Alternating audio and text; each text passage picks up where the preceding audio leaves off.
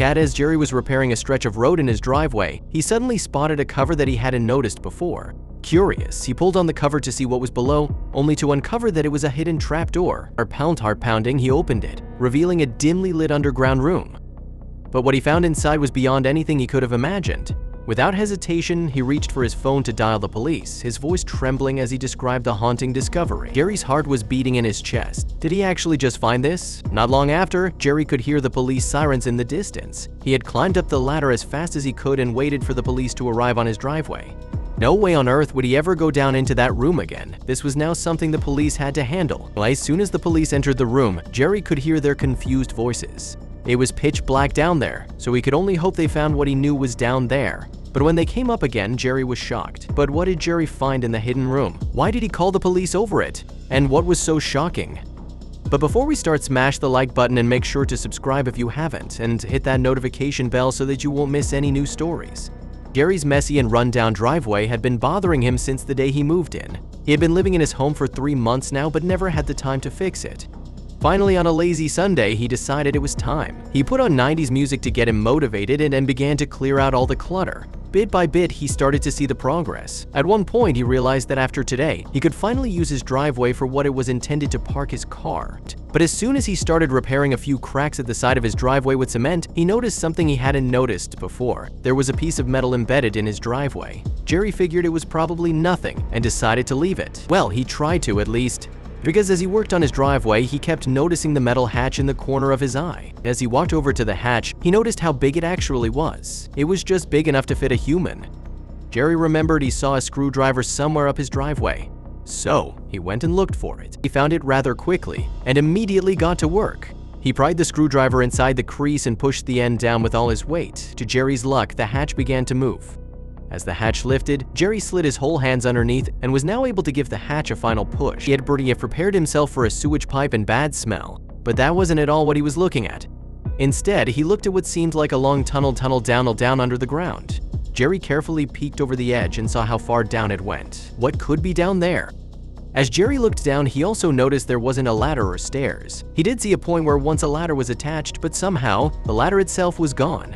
Jerry knew he had a ladder somewhere in his garage, so he quickly ran inside to look for it. He quickly walked back and maneuvered his ladder into the tunnel. Suddenly, he heard his neighbor's door opening. "Hi, Jerry," his neighbor happily said. "Oh, hi, Lorraine," Jerry answered. Lorraine was a 70-something-year-old woman who had been living here long before Jerry was even born. Lorraine had to think long and hard. "Hey, Chum, I do remember one couple who lived there. Maybe 20 years ago or so," she finally said. Jerry looked at her, waiting for the rest of her story. "Oh, I have to get the papers." "I'm sorry," she eventually said. Jerry frowned, but then he remembered her dementia. "All right, maybe I'll talk to you later, Lorraine," he said as he watched her walk away. He had hoped she would be able to tell him more. Now there was no other option but to go down there and look around by himself. Jerry wanted to be prepared for anything, hence the gloves and face mask. If the hatch really had been closed for 20 years, who knew what could be down there? Jerry had to hang himself down the first few meters before his toes could reach the ladder. His heart was beating in his chest as he dangled there, desperately trying to find the ladder with his toes. Luckily, he found it, and he managed to descend all the way down. Everything around him was pitch black. The only light coming into the room was from the tunnel he stood under. He quickly grabbed his flashlight and turned it on.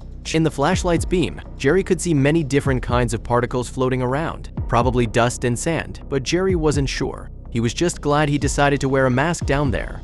There were boxes piled onto one another in one corner, a little kitchen in the other, and even a baby crib tucked away behind a table. Slowly, he shuffled around the room, trying not to trip over things. But Jerry knew he would never want to come down here ever again, so it was now or never. He managed to rip the tape off of one of the boxes and looked inside. It was stuffed with clothing and personal items, probably from the previous owners. But then he suddenly noticed something out of the ordinary. Behind the heap of old clothing and personal effects, Jerry felt the cold, hard surface of a door. It was expertly concealed, and he wondered how he hadn't noticed it earlier. His heart raced, thinking of the secret passageway and what might be hidden there.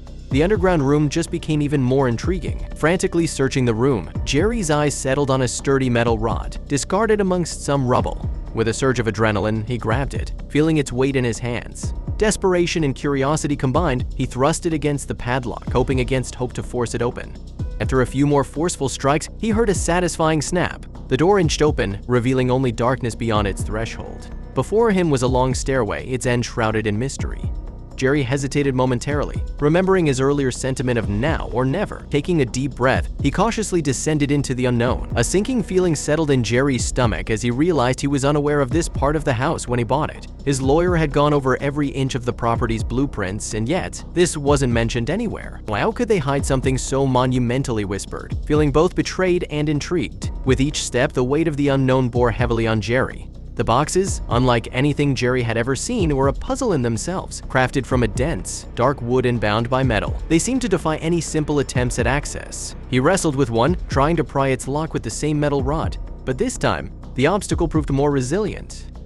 One of the boxes yielded. Slowly lifting the lid, Jerry's eyes widened, and a cold shock coursed through him. Inside lay a set of aged photographs, documentation, and most chillingly, artifacts that looked like they belonged to a time and place of great historical, perhaps even forbidden, significance. Jerry's heart raced, realization flooding him that he was out of his depth. These were items that shouldn't be tucked away in a hidden basement. They belonged in a museum or perhaps with authorities. Hastily, Jerry pulled out his phone, intending to call the police or maybe an expert. Urging into daylight, Jerry's first gasp of fresh air was a lifeline.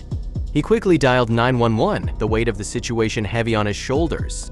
"You won't believe what I found in my basement," he began, trying to articulate the magnitude of his discovery, hoping his voice conveyed the urgency of the situation.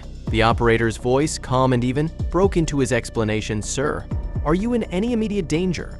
Jerry sensed the underlying skepticism. "I understand this might sound bizarre," he stammered, realizing how the tale of hidden rooms and mysterious artifacts might sound to an outsider. "It's not just about me," Jerry pressed on, the panic in his voice evident. "These items, they're old, possibly invaluable. They could be stolen, or worse." He recounted the fortified room, the sealed boxes, and the weight of history he felt in his hands. "Please," he pleaded, "I need someone to look at this." Inside, the officers exchanged puzzled glances as they surveyed the hidden stairwell. "We might be in over our heads," one murmured to another. And yet the leading officer nodded, realizing this wasn't a typical call and that experts would be required to uncover the full story behind Jerry's shocking find. As the first box lid was carefully removed, a collective gasp echoed throughout the room. Stacks of crisp bills, bundled together with rubber bands, greeted them. One box after another, the room became a sea of currency. This has to be millions," one of the officers whispered. The house was soon buzzing with activity. Officers cataloged each box, while detectives whispered among themselves, piecing together this unexpected puzzle. "We need to go deeper," the detective remarked. "This kind of money doesn't just appear out of nowhere."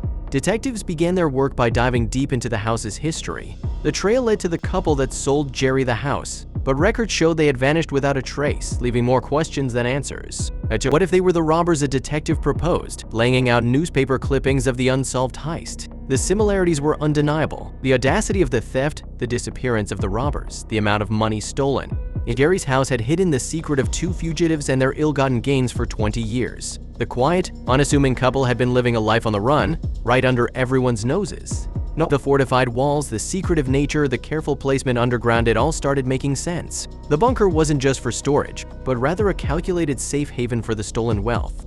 And the fugitives had ingeniously built a maze, shielding their ill-gotten gains right under a residential home, ensuring their bounty remained untouched and unseen for years. The police, armed with fresh evidence and renewed vigor, kick-started a massive manhunt. Alerts were broadcasted, photos circulated, and every known associate was questioned. The peaceful town became the epicenter of one of the most extensive search operations it had ever seen. Weeks turned into months, but persistence paid off. The tip led detectives to a small town on the coast. Surveillance footage, eyewitness accounts, and ultimately, a quiet arrest in a local cafe. The fugitives had aged, thinking they had outwitted the law, but the past has a funny way of resurfacing. In a surprising turn of events, after the legal proceedings and asset reclamation, the bank decided to reward Jerry for his accidental but pivotal role in cracking a case that had long gone cold. The reward was substantial, an amount that would easily pay off his mortgage and leave plenty more for a comfortable life. The reward brought relief and joy, but the bunker remained a conundrum. Every evening, Jerry would stand at its entrance, the weight of its history pressing on him. Jerry was torn between preserving the bunker as a piece of local lore or erasing its presence entirely. After weeks of introspection, Jerry's heart steered him towards closure. The bunker had already revealed its secrets, and it felt inappropriate to repurpose it lightly. With the help of contractors, he began the process of sealing it, ensuring that its dark tales remained confined to the past. The work was extensive but provided Jerry with a sense of relief. Now, instead of a symbol of criminal audacity, his backyard represented his decision to look forward, leaving the shadows behind.